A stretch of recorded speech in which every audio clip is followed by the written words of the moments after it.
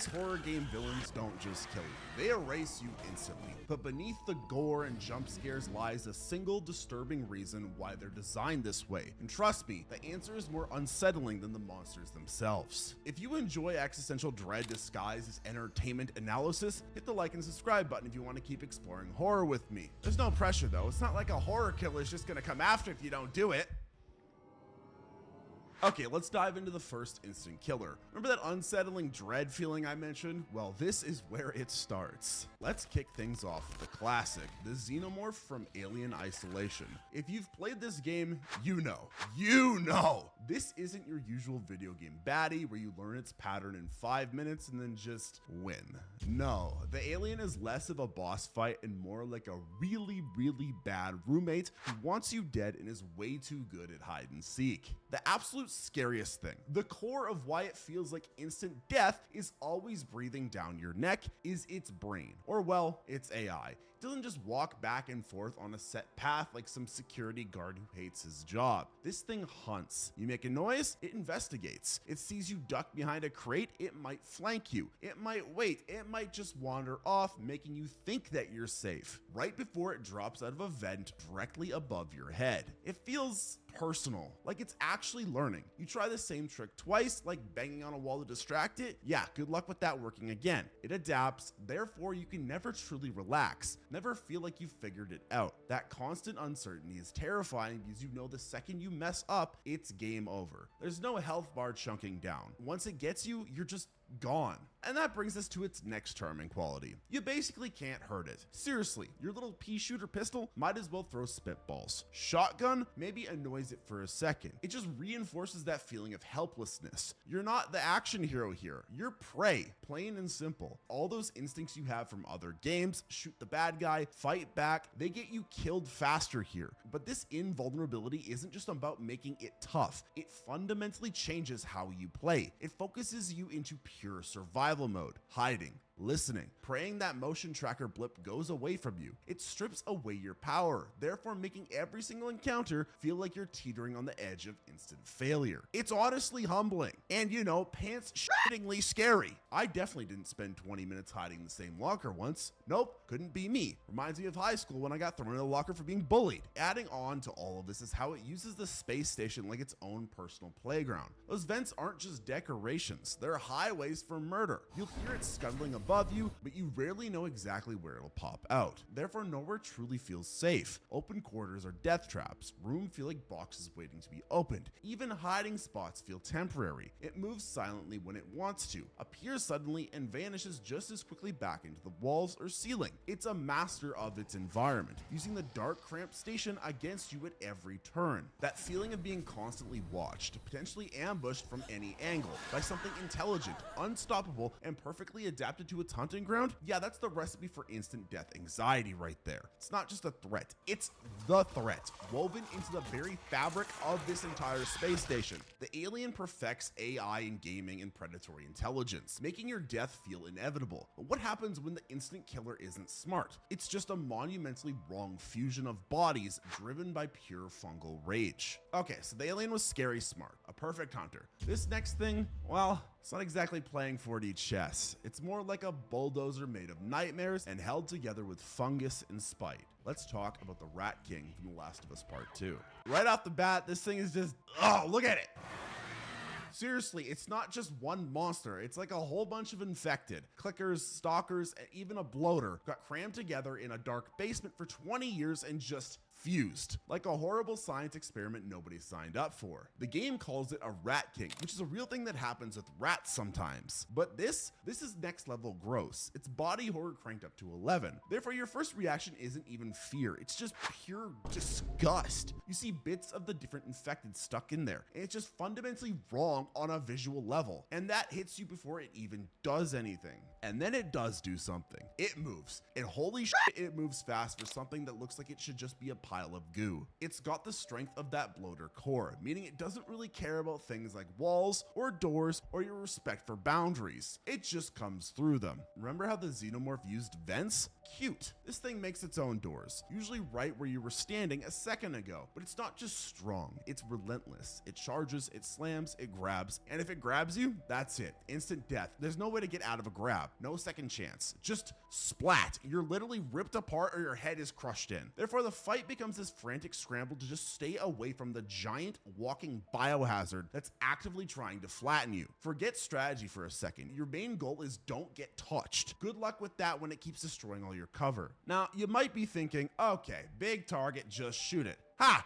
Funny. This thing is tough, like really tough. Remember how the Xenomorph ignored your pistol? Well, the Rat King practically laughs at small arms fire. You need the heavy stuff, shotgun shells, pipe bombs, fire, lots and lots of fire. But even then, it takes a beating. It's a damage sponge. You pour resources into it, feeling like you're making progress, but it just keeps coming. This resilience adds to that instant death feeling because you know you have limited ammo and limited time before it corners you. And if you're playing this game on hardcore mode like I was, this thing is extra hard to beat because you have basically no resources and it's super tanky. It feels less like a fight and more like trying to dismantle a tank with a can opener while the tank is actively trying to run you over and the tank is on meth steroids for tanks. Don't ask me, it's a real thing. Some players probably breezed through this if they played on the baby mode. Me, let's just say my ammo count was looking pretty sad afterwards. Very sad. And just when you think, okay, maybe I'm getting the hang of this, the game throws you a curveball. A horrible, disgusting curveball like my ex-wife Becky leaving me. You damage it enough, and surprise, just like my ex-wife Becky, she has a hidden kid she didn't tell me about. A smaller, faster stalker, infected, rips itself free from the main body and starts attacking you too. So now you've got the big angry bulldozer and a twitchy fast little nightmare flanking you. Therefore, the fight instantly becomes more chaotic. You have to split your attention, manage two different threats, and probably panic roll directly into a wall. I definitely didn't do that multiple times. This separation mechanic is genius because it takes away any sense of control you might have gained, throwing you right back into desperation mode. It's a final fuck you from the developers, ensuring the pressure never lets up. Alright, a giant fused fungus monster is peak biological horror, but biological limits mean nothing to beings that exist outside our reality, whose mere presence can inflict instant death on your mind and body.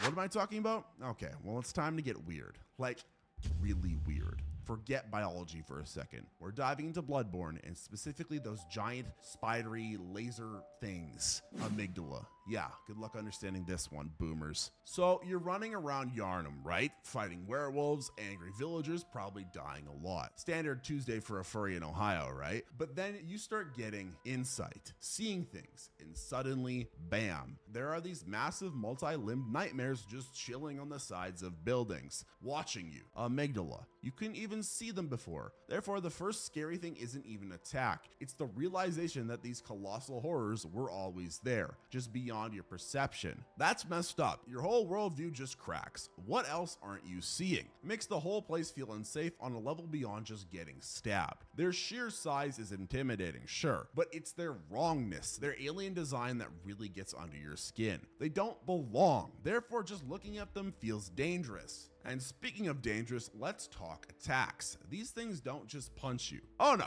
they shoot lasers. Not normal lasers, mind you. Exploding arcane lasers that track you before blowing up in your face. Fun. But wait, there's more. Just being near them, sometimes just looking at them wrong can give you frenzy. See that little meter filling up on screen? If that hits the top, you basically have a brain aneurysm and lose a massive chunk of health, probably dying instantly. And for all of you Zoomers who don't know what a brain aneurysm is, it's what you're gonna get after using YouTube Shorts for 5 minutes. Therefore, you're not just dodging physical hits, you're fighting your own brain freaking blowing up because it can't handle the cosmic horror show. How fair is that? You finally get good at dodging and the monster kills you by just existing too hard. Some of you probably manage frenzy just fine. Me, I see that meter spike and suddenly forget which button is dodge every time. Now, don't get me wrong, they also hit really hard physically. They've got like a dozen arms and they use all of them. Sweeping attacks, ground slams that shake the whole area, and a jump attack where this 40-foot eldritch spider leaps into the air and tries to flatten you like a pancake. Instant death? Oh yeah, the jump is basically a Yuli's button if you mistime your dodge. But here's the kicker, the part that really shows how alien these things are. You hurt it enough, it gets mad. And what does it do? It rips off its own arms and starts beating you to death with them. I'm not even kidding. It detaches its own limbs to use as giant clubs. Therefore, not only is it horrifying and weird, but its attack range and patterns completely change mid-fight. Just when you think you've got it figured out, it starts swinging its own severed arm at you. How do you even plan for that? You don't. You just cry a little and hope for the best. Okay. Technically, they have weak spots. You're supposed to hit the head or the arms, the ones still attached preferably, and they don't like fire or lightning much. But hitting the head means getting right up in its face, where it can easily grab you or blast you with those brain-melting lasers. Therefore, exploiting the weakness is just as dangerous as anything else. It's not like shooting a big glowing spot on a dumb robot. It's like trying to poke a god in the eye while it's actively trying to erase you from existence. Good luck. Have fun. Facing cosmic gods that kill you just by existing is terrifying. But what if the instant death comes not from the stars, but from the woods nearby, using familiar sounds to weaponize your own curiosity against you? Let's talk about Sirenhead. So Sirenhead, this one's a bit different. It didn't come from a big fancy game studio. It crawled out of the internet from an artist named Trevor Henderson, and it's terrifying. Look at this thing. It's like 40 feet tall, super skinny, and looks like a mummy. And instead of a head, it's got actual sirens, like air raid sirens, on a pole. Yeah, therefore, just the idea of it is unsettling. It's that uncanny valley thing. It's sort of human-shaped, but so wrong. Just like how I look at myself in the mirror. You see it in the distance, half ridden by trees, and just like every girl I've been on a date with, your brain just goes, nope, that looks wrong, ugly, that's not right, I'm getting out of here. But the really scary part, the thing that makes it an instant death machine isn't just how it looks, it's how it sounds. Those sirens on its head, they're not just for show. It can mimic sounds. Any sound, emergency broadcasts, static, distorted music, animal calls, and human voices. Like if I did my famous Patrick Star voice impression, is mayonnaise an instrument? Where's the leak, ma'am? Sirenhead could just do that. It could steal my one talent I have in life and use that to get a ton of friends at parties. That's my go-to party trick, and it could just steal, it could rob me of everything. We can't let that happen, guys. Anyways, it can mimic the voice of someone you know, someone you trust. Imagine you're lost in the woods and you hear your friend calling for help. You run towards the sound relieved, and then this thing steps out. Therefore, it weapons your own instincts, your desire to help, your curiosity. It lures you in, and once you're close enough, well, the stories usually don't end well for the person who got curious. It's an instant snatch and grab. And despite being a 40-foot tall stick figure with sirens for a head, just like me trying to dodge my child support, this thing is sneaky, really sneaky. It blends in with the trees. It moves silently when it wants to, and you'll hear its weird calls echoing from all around, making it hard to tell where it is. But then suddenly, it's right there. That ability to be both huge and hidden is terrifying. It means you're never quite sure if you're safe, even if you can't see it. Therefore, the woods themselves become the enemy. Every tree could be it. Every strange sound could be a trap. It's a constant state of paranoia. I bet some of you are just like, I'd just run. Yeah, try outrunning something that tall with legs like stilts that also knows exactly where you are because it can hear your breathing. Good luck, Becky, this isn't a Starbucks. The lore around Sirenhead is pretty vague, which honestly makes it scarier. Is it an ancient creature, an alien, that one guy that sat behind you in math class in 8th grade? Nobody really knows, but that mystery is part of its power. It doesn't have a clear weakness. In most stories and indie games, you don't beat Sirenhead. You survive it, you escape, or you don't. Therefore, there's no heroic moment of triumph, just the chilling realization that this thing is out there, and it's very good at what it does. It is right behind you right now, run! Guys, I'm not joking. Did you really look behind you? Come on, how many of you fall for that? I do that in like every video. Comment down below if you fell for that or not, because I want to see how many of you I scared. But please don't hate me though, it's just an inside joke. Just comment down below if you're one of the cool people that, you know. Anyways, it's the ultimate boogeyman for the digital age, born from a creepy picture and fueled by our collective imagination. It's a perfect example of how something can be instantly lethal without needing complex powers. Just a really good, really terrifying gimmick. Alright, Sirenhead uses creepy sounds to get you. Pretty effective, but what if the monster isn't some weird internet legend? What if it's someone you know, someone you love, and they're really angry? Let's talk about the Matriarch from The Evil Within 2. Just like my 5 past divorces, this one gets messy. So, the evil within 2. You're Sebastian Castellanos. Life's been rough, especially with a last name like that. You've got an evil science group, Mobius, a simulated reality called STEM, a lost daughter, and a presumed dead wife. You know, the usual. But then you find out your daughter, Lily, is alive and being used as the core of this new STEM world, Union. And your wife, Myra, she's in there too, trying to protect Lily. Sounds like a happy reunion, right? Wrong. So wrong. Myra, well, she gets a little freaky and intense. Her idea of protecting Lily involves keeping her in STEM forever, under her control. Therefore, when Sebastian tries to, rescue his daughter from the nightmare machine, Myra doesn't take it well, at all. One argument in a very unfortunate gunshot later, Myra transforms, and not into a slightly angrier version of herself. Oh no, she becomes the Matriarch. This colossal, fleshy, multi-limbed thing, it's like all of her grief and her fierce, twisted motherly love just exploded outwards and became this monster. Therefore, the instant death threat here isn't just physical, it's emotional. You're fighting your wife, the mother of your child, who is now a giant screaming rage monster trying to pound you. That sounds wrong. Pulverize you. We'll go with pulverize. Talk about a complicated relationship status. It's horrifying because it's personal. This isn't some random beast. Just like my childhood, it's a perversion of something that was once good and happy. Just like my depression, she hits like a motherfucking truck. A very large, a very angry, very gooey motherfucking truck. Her attacks are devastating. Sweeping arm slams, crushing blows. If you get caught, you're taking massive damage, if not just dying outright. But the fight isn't just about dodging big hits. It's a multi-stage boss battle, a real endurance test. She has these glowing weak spots you need to shoot. First, it's her abdomen, then her shoulder blades, which she only exposes after certain attacks. Then one of her arms grabs you, and you have to shoot that. Therefore, it's this constant dance of finding the opening, hitting the tiny spot, and not getting squashed. It's designed to wear you down, to make you feel overwhelmed.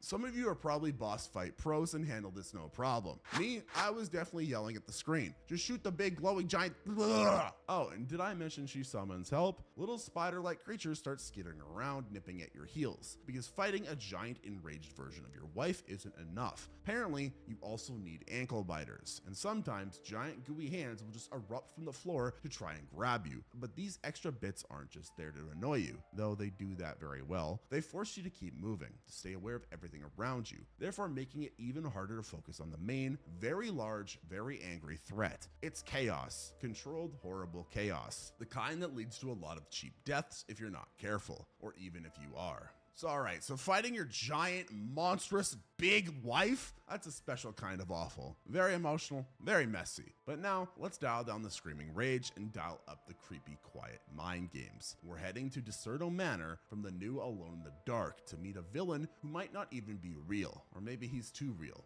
It's complicated. Let's talk about the Dark Man. So, Deserto Manor, spooky old house, missing uncle, private investigator, concerned niece, classic horror setup. But the place is soaked in something weird. And at the center of a lot of that weirdness is this figure, the Dark Man. Who is he? Well, good question. The game doesn't exactly hand you a very good answer. Is he a ghost, a demon, a figment of everyone's imagination, my imaginary friend that keeps showing up in my dreams every single night and stands over my bed while I try to sleep every single night, but I haven't been able to sleep since I was 12 years old because he keeps trying to play freeze tag with me? All of the above. Therefore, the first thing that makes him scary is that you just don't know. He's ambiguous. He lurks in the shadows. He whispers things, messes with your head. He's less about jump scares and more about making you doubt what you're seeing and hearing. His main weapon isn't claws or teeth. It's your own mind. He seems to prey on Jeremy Hartwood, the missing uncle, twisting his memories, driving him into madness. But it's not just Jeremy. He affects Emily and Carnby too, the player characters. He blurs the lines between reality, dreams, and nightmares. One minute you're in a dusty old room. The next you're somewhere else entirely. Something from Jeremy's broken mind. Therefore, you can't really trust your surroundings. You can't even really trust your own perception. That constant uncertainty, that feeling that reality itself is fragile and being manipulated by this thing, that's a deep kind of scary. It's not about an instant physical death, but the instant death of your sanity, your grip on what's real. Now, for you Lovecraft fans out there, and I know some of you are, don't lie, I saw the tentacle thing you got in your background.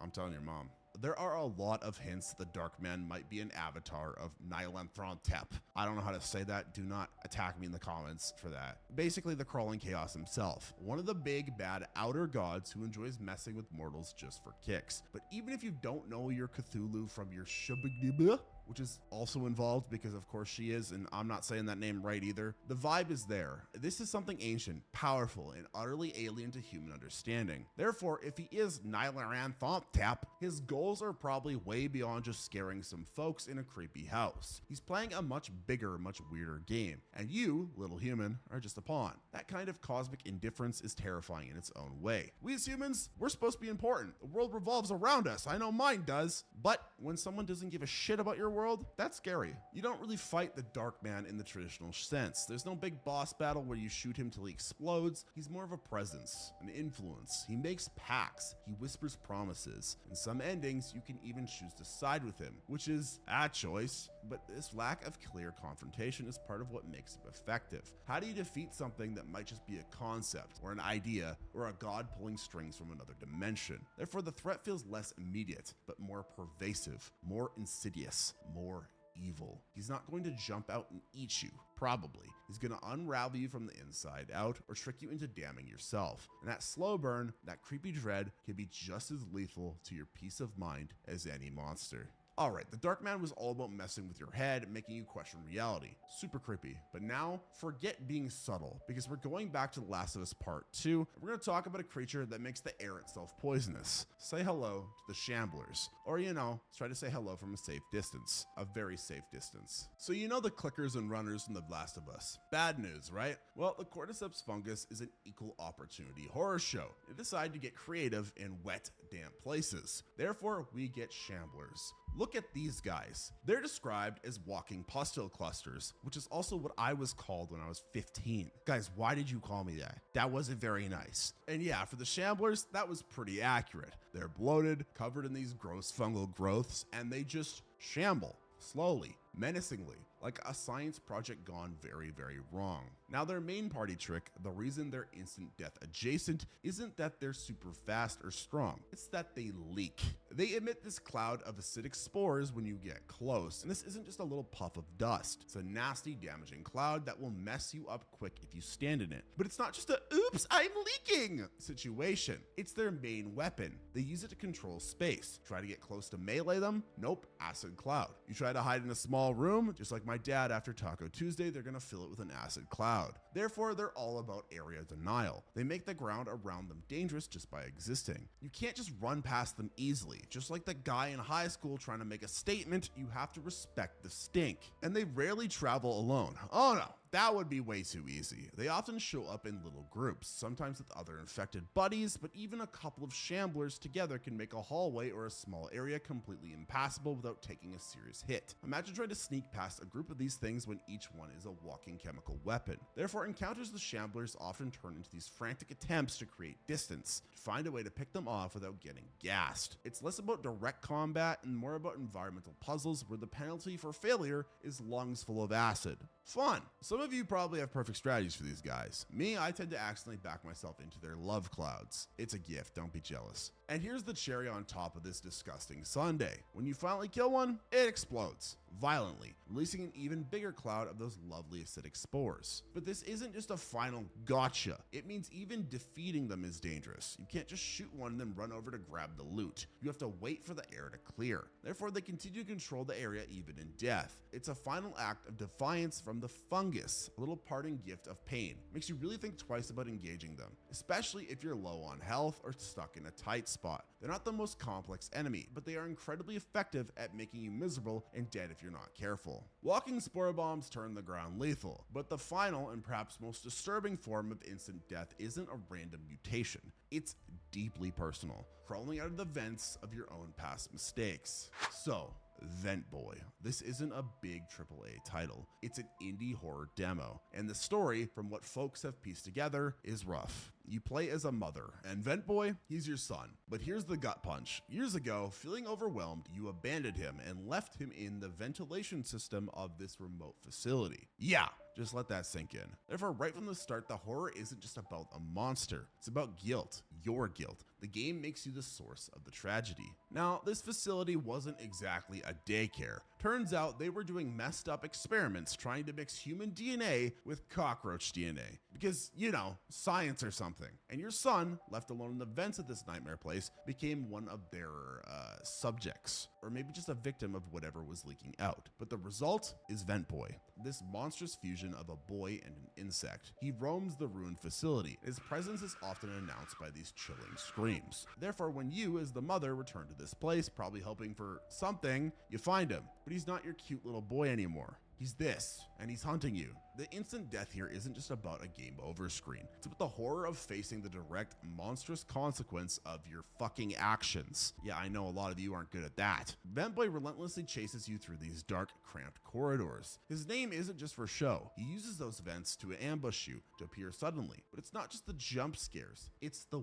why. He's not just some random monster. He's your abandoned little boy, twisted into this thing, now coming for you. Therefore, every encounter is loaded this awful emotional weight. You're not just running from a creature, you're running from your own failure, your own terrible decision. That's a kind of horror that sticks with you way more than just any scary monster design will do. We don't know a ton about his specific weaknesses from the demo. It seems to be more about evasion, using security cameras to track him, hiding, and just trying to survive his pursuit. But that lack of a clear way to fight back just makes it worse. You can't just shoot your guilt away, can you? Therefore, the feeling of helplessness is immense. He's this constant screaming reminder of what happened, of what you did. And he's always there, in the walls, in the darkness, ready to drag you down. It's a living nightmare, and the instant you get caught, it's not just death, it's a judgment. Some horror games make you feel powerful. This one makes you feel awful. And that, in its own twisted way, is incredibly effective. So yeah, lots of ways to fucking die instantly. Fun times. From smart aliens to giant fungus blobs, cosmic gods, sound mimicking nightmares, twisted family members, reality benders, walking gas clouds, and finally, the monster you made yourself. If you survived this video, hit the like button, subscribe, maybe comment which one you definitely wouldn't last 5 seconds against, or which ones you could actually beat. Hint, you're not gonna beat any of them. You're not that built different.